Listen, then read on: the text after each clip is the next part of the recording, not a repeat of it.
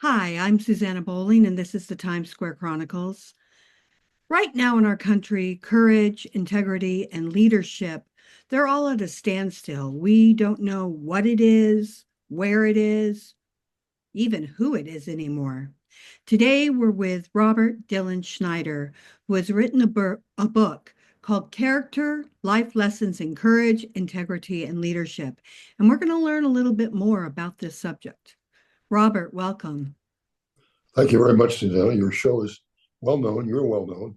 It's a real privilege to be on the air with you. Thank you. Right now, what made you write this book? Um, I've written 23 books, Wow. and as I looked around the world and I saw what was going on, I said to myself, "We need some heroes and some heroines. We need people like Florence Nightingale and people like Colin Powell. They're in the book, by the way."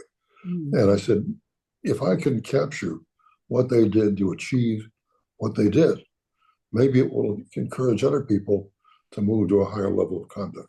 Because I agree with you, we're in a tough spot right now, not just in this country, but in the world. The world. And it's a big problem. And there's a lot of misleading stuff that's going on. There are a lot of people that don't know what to do.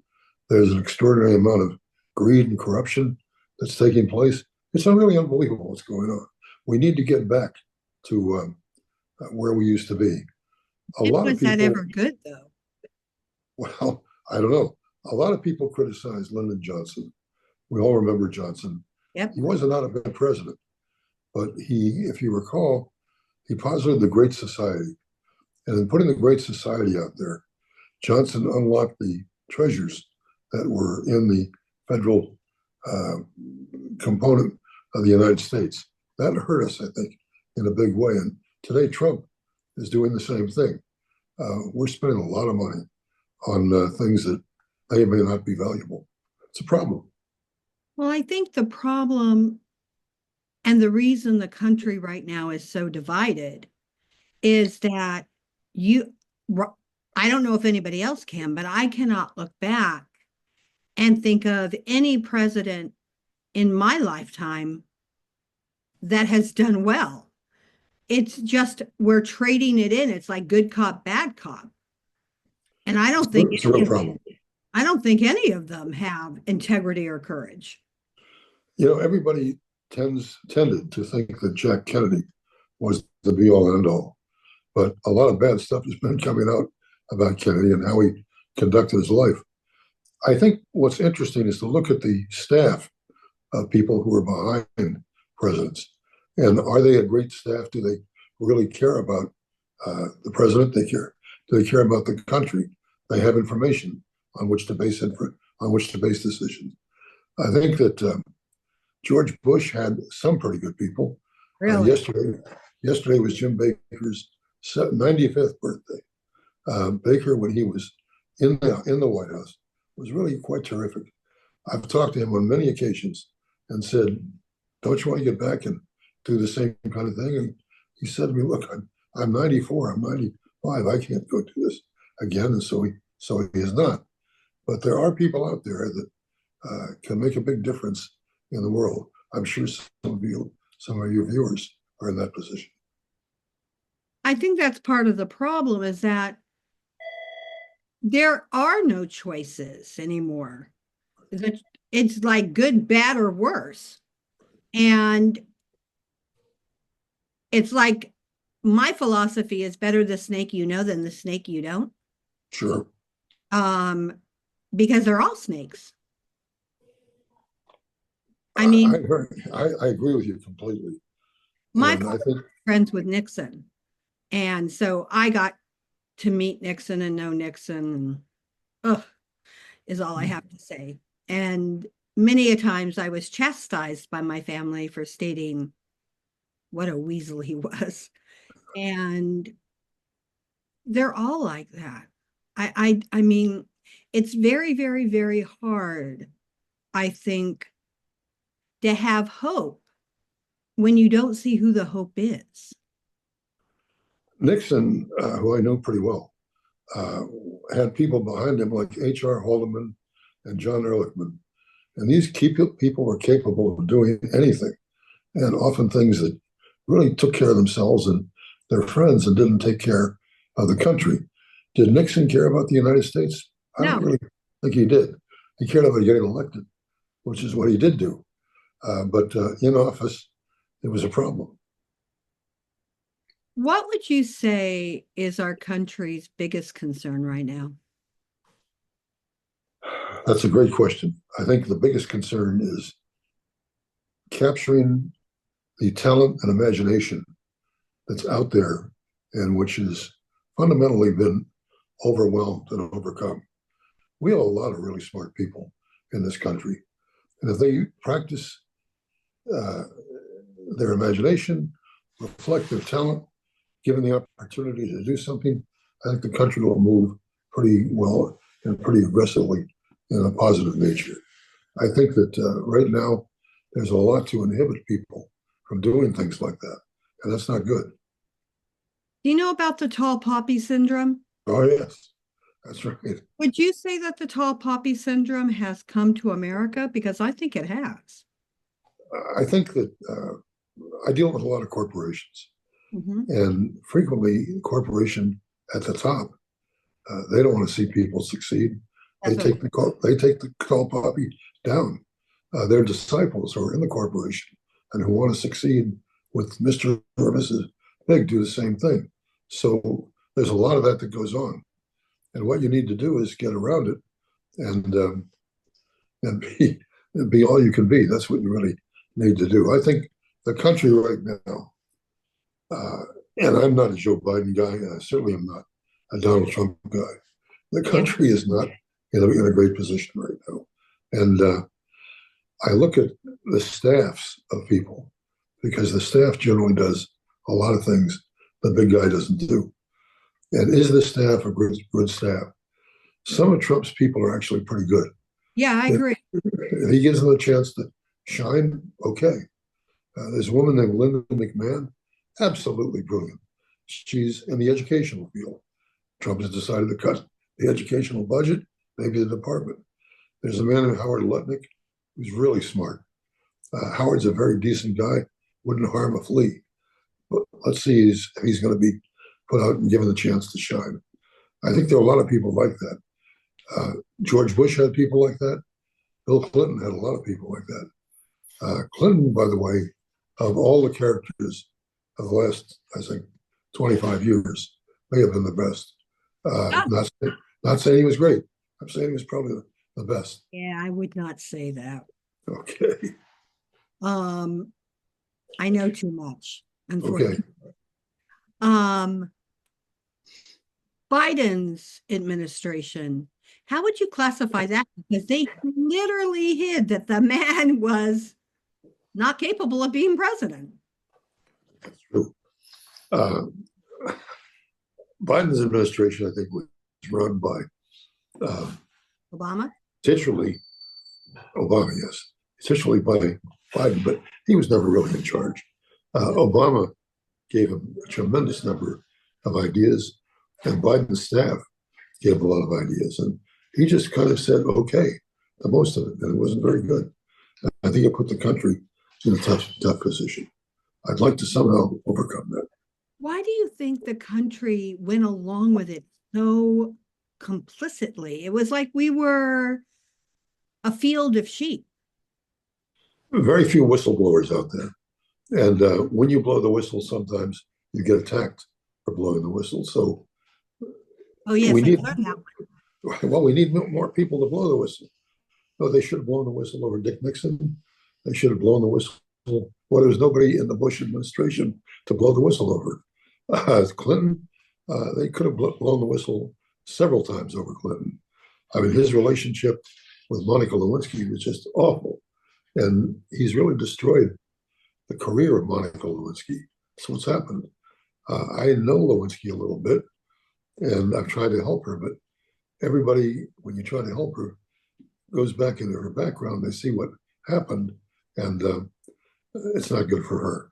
So there are a lot of things like that He happen. was 21. I mean, who doesn't have a background especially when you're a girl from California. I mean, I am from California and I've seen that lifestyle. It's kind of embedded in. So to put this girl who is already enamored of this man and manipulate her, I don't see how anyone can blame this girl. And I think it's sad. Why aren't we blaming him? Why aren't we blaming the heads of corporations? But we don't. We blame the girl. Well, he should have set an example for the rest of us. He didn't do that. Trump should set an Sounds a example. lot. That's for sure. Trump should set an example for the rest of us. He's not doing it either. No, I So I'm looking for somebody to set examples. And I look in corporations. I look for governors. Right now, Pritzker gave a speech in New Hampshire just the other day. He wants to run the Democratic Party. Will he do it? I don't know. But I did know Jay Pritzker, who was his uncle. Jay Pritzker was probably the smartest businessman I ever met in my whole life. He's gone now. Mm-hmm. But Jay Pritzker would never have tolerated what's going on now. He would never look for ways to make shortcuts and disenfranchise people that really needed help. He wouldn't do that. Let's just see what the current Pritzker does. I think New York's governor has gotten us very much in trouble, and why we still tolerate her is beyond me. She wants the big job, and she's going to try to get it. Oh, I good. think Cuomo wants the big job as the mayor of New York. I think Cuomo might get it. He might get it. We'll see. At this point, I think Curtis Sawalwak should get it. Well, somebody should. I'd like to see some people step up. It's time to do that, and not get killed along the way. Do you think people will step up, knowing that basically what they're fighting is a corporation and not one that's rigged in their favor? Very difficult, and those people who step up think twice frequently, and they say to themselves, should I do this? Should I take this chance? Most of them back away from doing it. So it's a big issue. It's a big problem in this country today. But the problem we have in this country is nothing compared to the problems of other countries. I mean, it's incredible what's happened in France and Germany, what's happened in Ukraine, what Russia's doing, just incredible. Well, Mr. C we're in China. That even in this country, I'm from California, and so I have a lot of friends still there. They're not even telling us the truth of what happened with the fires. That's for sure. And the fires were just devastating. And I've talked to people. They were started. I don't care what anybody says. I'm from California. We grew up with Smokey the Bear. There we are. I know the woman who runs the Getty, the museum, Uh-huh. and it's really a qualified person. And I've said to her, you should speak out. You should talk about this. And I hope she will. Maybe she will in the days ahead. But she said, look, if I talk about this, there are a lot of people here in Southern California that are not going to be helpful to me. And I need their help in making the Getty run. So we'll see. It's going to be tough. Didn't the Getty get hurt? Didn't we lose like a lot of art from the Getty? Getty did get hurt. A lot was stolen, a lot was taken. A lot of that goes on in the art world. I think there are people, particularly in France and London, Paris and London, who try their best to, frankly, get great pieces of art and sell them to other people in the country or to other museums. That's going on right now. Oh, it's massively going on right now. I know people involved. Right. How, in writing your book, is there a way, a blueprint to tell us how to get courage, integrity, and leadership? I think courage, integrity, and leadership come from the people in the book. For example, Colin Powell leads the book. I met Colin Powell. I used to live in Tudor City in New York. Yep. And Colin Powell used to walk through Tudor City to get to the UN where he worked. I was coming out of my apartment building one day and I saw Powell. And I said, General, you're going to the UN? He said, yeah. I said, can we take 5 minutes and just talk? We spent 3 hours in the park at Tudor City, just talking. And we talked about what it takes to really run the country. Powell could have done a great job, by the way. Didn't have the chance. But a lot of people like that. The man who invented insulin, which, my God, it's helped hundreds of millions of people, never wanted exposure. I've gone to him on several occasions. I said, look, you need to get some attention for what you're doing. No, he doesn't want it. He just wants people to use the insulin. Lou Gehrig, who was played in 2,100 consecutive games for the Yankees when Babe Ruth was there. The Babe got all the attention. Lou got nothing, but Lou was the greatest player, maybe better than Babe Ruth. So there's a lot of that goes on. And, it's Valéry Giscard d'Estaing, France tried to develop the common market with Helmut Schmidt. They got close, but didn't make it. And it went away for about 15 years, and now it's back. Giscard d'Estaing, of course, is gone. But I think in his grave, he'd be turning over very happy right now. We'll see what the common market does. We'll see what happens with the Ukraine and whether they come to the aid of Ukraine. Mr. Putin is making it very clear that he does not want anybody from Western Europe involved. We'll see what happens. It's going to be interesting. Who would you say is our country's biggest hope right now? What a great question. I think the country's biggest hope. I'd want to think a lot about that, but I think that it could have been the former head of Georgetown, but he was unwilling to do it. It could be, I don't think it's anybody in a corporation. I don't think there's anybody out there like that. They've all got to make money for the shareholder. There might be people, well, there are people, he won't do it, but people like Bill Bradley, I think he was terrific. Senator Bradley, now he's an investment banker. He went to make money and he's doing very well. He would be the kind of guy that I think would really be a leader out there. There are some spectacular women who are really incredible people. There's a woman called Marilyn Carlson Nelson, and she took over her dad's company and made it the biggest travel company in the world. She was a terrific person, is a terrific person, but she retired. And I've tried to get her out of retirement. She won't do it. But there are people like that in virtually every walk of life. There are people in the media who are like that, and not as many as there used to be, but there are people in the media. I'm sure you run across them every day. There's some people on Wall Street like that. People used to be very critical of a man named John Goodfriend. John, however, ran Salomon Brothers, and he brought terrific things to Wall Street. And he was a leader. I talked to him on many occasions, said, John, you ought to run for the Senate. And maybe after that, go for the big spot. Said I wouldn't do it. He just didn't want to get involved. So there are people out there that have tremendous talent, and they've got to be motivated to get involved. That's the key there now. I think that the presidency has outrun being one person. I think at this point, you need somebody to handle the world, someone to handle economics, and someone to handle the United States. Do you agree with me? Completely. We need not one president who kind of calls all the shots. Yeah.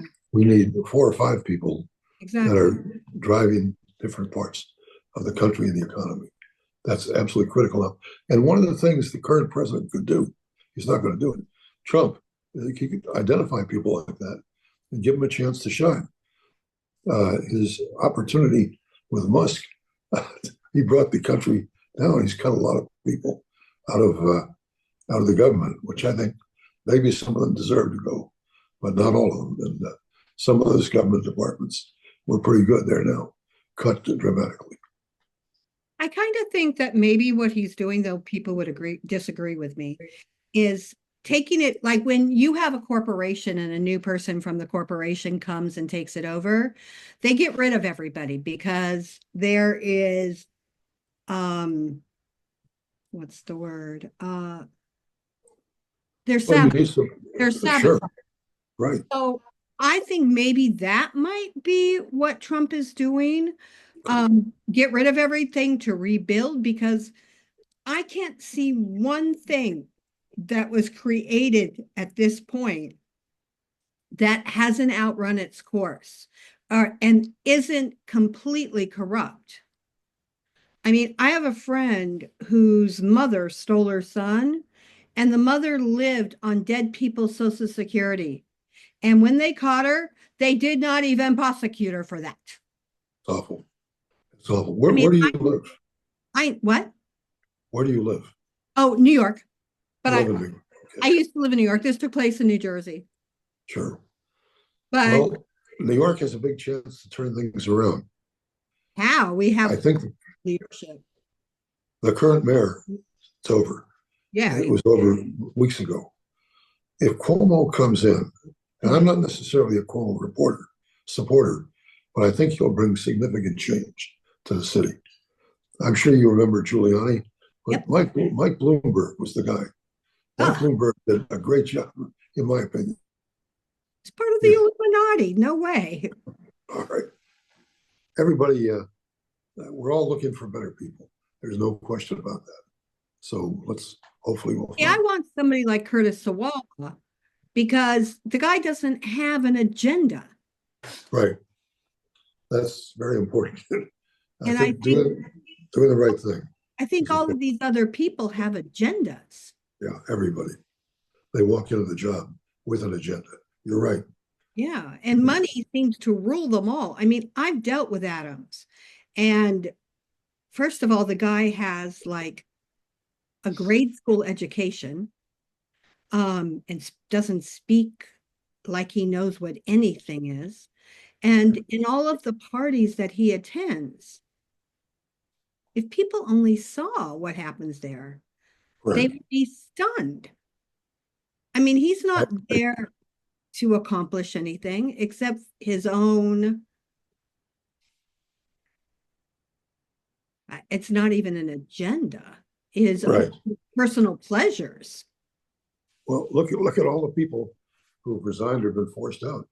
I mean, a lot of people. His top people are all gone. He's there kind of alone right now. And the question is, who do we get? Ooh, Kathy Hutchell? No, thanks. Well, Adam Braggs? that is the big one. I, As New York goes, so goes the rest of the country. I I'm mean, again, going back to Rudy Giuliani. worried about, Uh, where New I think that we have to look at states first before we can look at the country because it's what makes up America. And when for you sure. look what's going on in New York, it's terrifying. Right. It is. And it's affecting you and me because we're right here. But that's true in California as well. Oh yeah, I And wouldn't go back to California now if you paid me. maybe we should all go to North Dakota. I don't know, I but don't know. we got I to do don't know if something. it's good there anymore.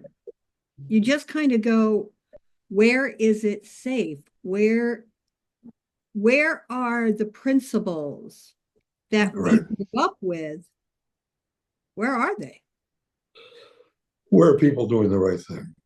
They're not that many out there right now, and it's a critical point for the country. So we have to find a way to identify those people and get them to step up and do their job. That's absolutely essential.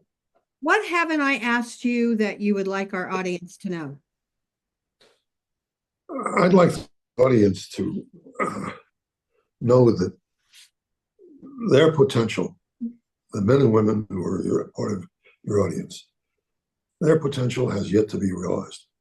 And if they think about what's possible and recognize they might not shape the world or shape New York City, but then their own community with their own level of contacts, they can do good work.